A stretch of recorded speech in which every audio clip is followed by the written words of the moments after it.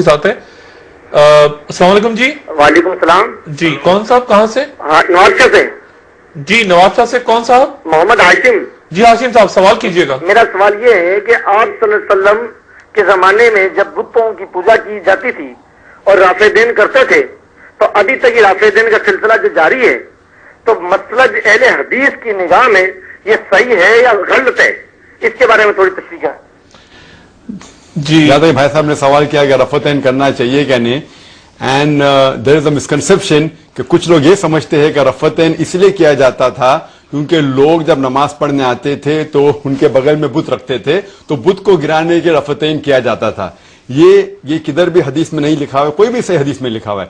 اگر مان لو یہ بات صحیح بھی ہے کہ لوگ بت پکڑ کے لے کے آتے تھے تو اسی لیے رفتین کرنا چاہیے, تو ہر فرقے کے لوگ جب نماز پڑھتے شروع میں جب اللہ اکبر کرتے ہیں تو ہاتھ تو کان تک اٹھاتے ہی ہے, تو جب ہاتھ کان تک اٹھاتے ہیں when they raise the hand تو بت آٹومیٹک گر جاتے, تو پھر سے رفتین کرنے کی ضرورت ہی نہیں.